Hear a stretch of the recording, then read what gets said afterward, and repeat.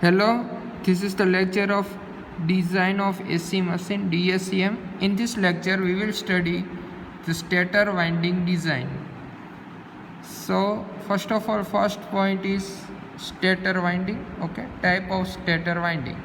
It can be classified as a single layer winding and double layer winding. Single layer winding and double layer winding.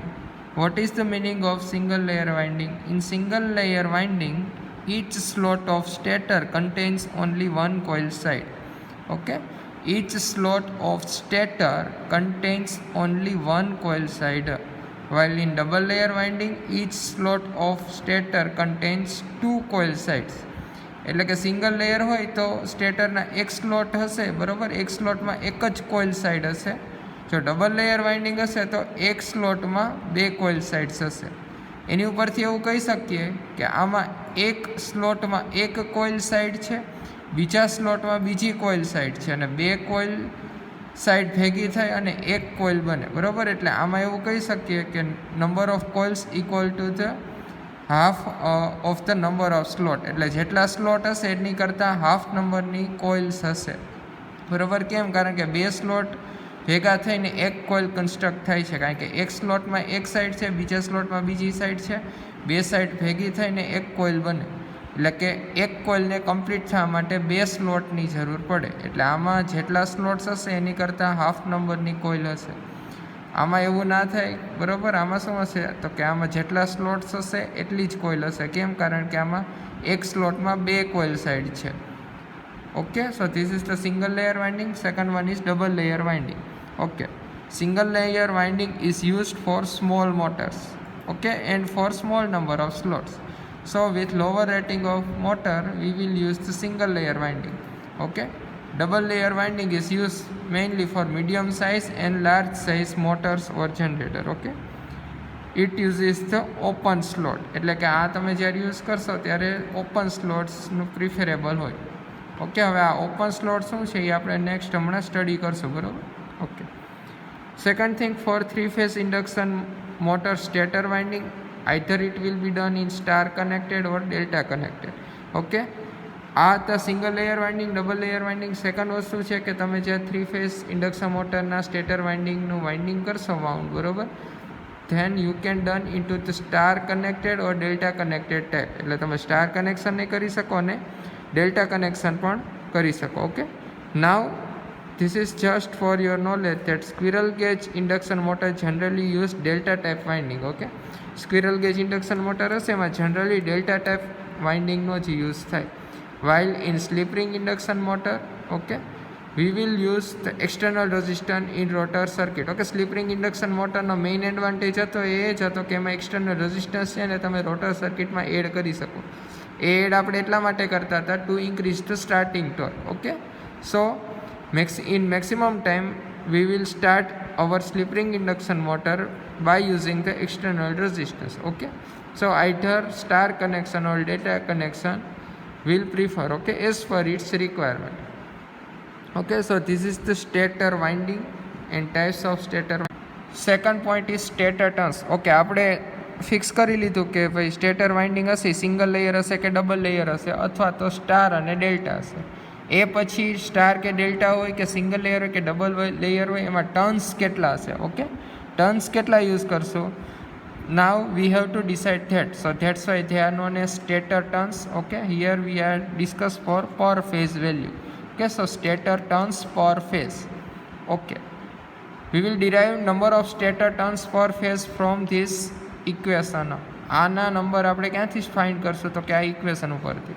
આ equation શું છે તો કે stator voltage પર phase. Okay, already આગળ આપણે previous લેક્ચરમાં સ્ટડી કરી ગયા છે. ઓકે, સો સ્ટેટર વોલ્ટેજ ઓર સ્ટેટર EMF પર phase is return as ES equal to 4.44 phi MF TS kWs.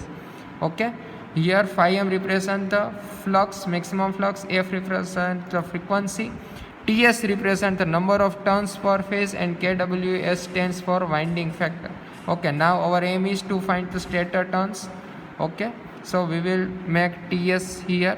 Okay, એટલે TS ને એક સાઈડ રાખશું, બાકી બધુંનું સાઈડ ચેન્જ કરીને અહીંયા જતું રહેશે. ઓકે, કેમ? કારણ કે આપણે TS એટલે કે ટર્ન્સ પર ફેઝ જ ફાઇન્ડ કરવા છે. ઓકે, સેકન્ડ વસ્તુ આ જે આખું ઇક્વેશન છે એ પર ફેઝમાં જ છે. સો TS equal to ES upon 4.445 MF KWS. આપણે જો નંબર ઓફ ટર્ન્સ પર ફેઝ ફાઇન્ડ કરવા હોય સ્ટેટર માટે તો આપણે આ ઇક્વેશનનો યુઝ કરશું. ઓકે, આ ઇક્વેશનને કહી દઈએ equation number 1. Here ES represent the stator voltage પર phase, m represent maximum flux, F represent frequency, KWS represent the winding factor. Winding factor છે એ ડિસ્ટ્રીબ્યુટેડ ફૂલ પિચ વાઇન્ડિંગ માટે 0.9 55 લેવામાં આવે છે.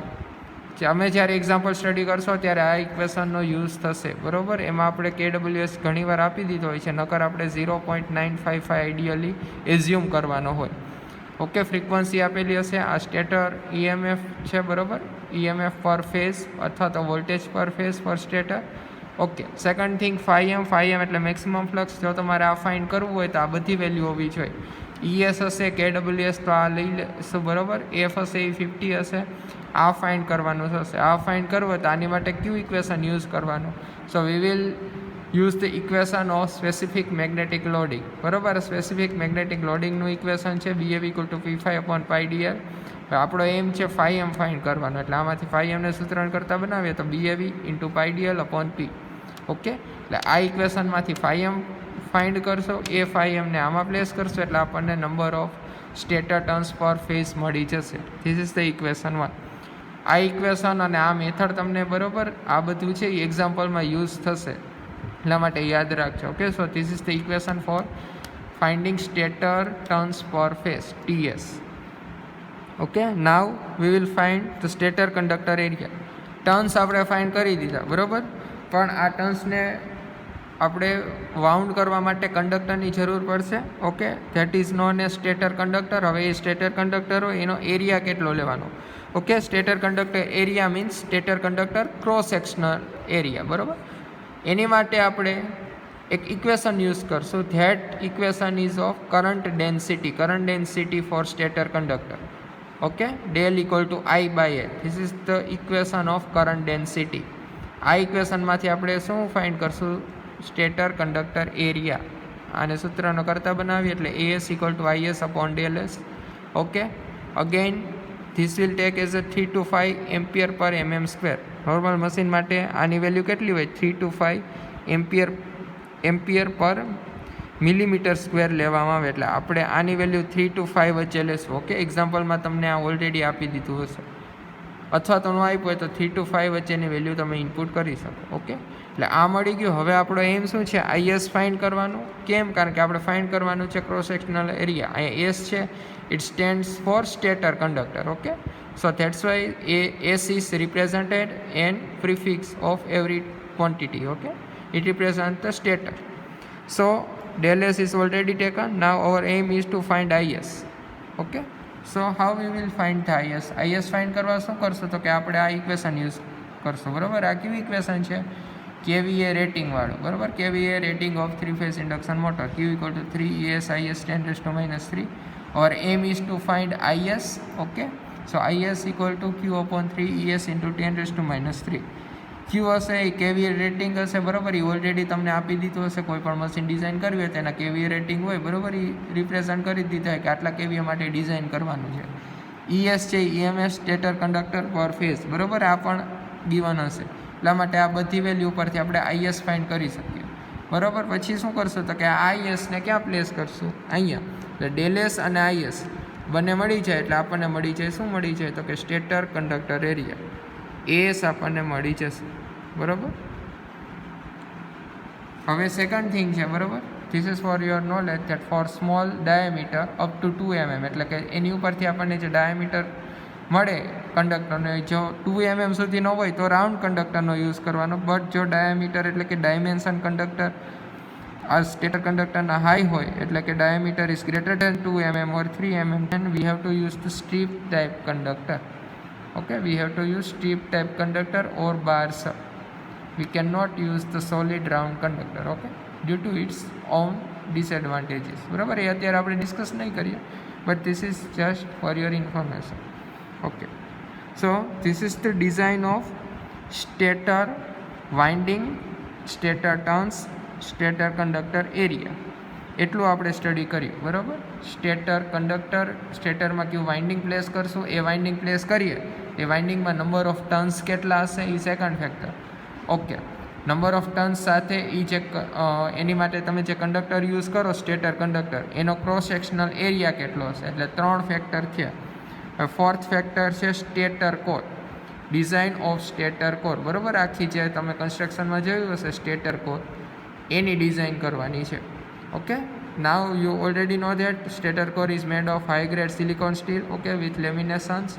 Why laminations are provided to reduce the eddy current, and why we are using the high grade silicon steel to reduce the hysteresis loss. Okay, now if you like to selecting the dimension of stator core, then it includes the dimension of teeth, slot, number of slot, its shape, etc. કે તમારે stator કોરના dimension set કરવા હોય તો તમારે આ બધા ફેક્ટરના dimension set કરવા પડે. કેમ? કારણ કે સ્ટેટર કોર હોય એની ઉપર જ ટીથ અને સ્લોટ આવેલા હોય, બરાબર. હવે એ તમે ટીથ અને સ્લોટ્સના નંબર કેટલા છે, બરાબર, જો સ્લોટ્સ છે તો એના ડાયમેન્શન કેવા છે, એના શેપ કેવો છે, એ બધું પહેલાં નક્કી કરવું પડે. એની ઉપરથી સ્ટેટર કોર ડાયમેન્શન ફિક્સ થાય, બરાબર. એટલે હવે આપણે શું કરશું કે સ્ટેટર સ્લોટ્સના ડાયમેન્શન ફિક્સ કરવા માટેના ફેક્ટર સ્ટડી કરશું. ઓકે, એટલે કે સ્લોટ્સ કેટલા હશે, એનો એરિયા કેટલો હશે, ઓકે, એવું બધું. So in next lecture we will study about the dimension of stator slots.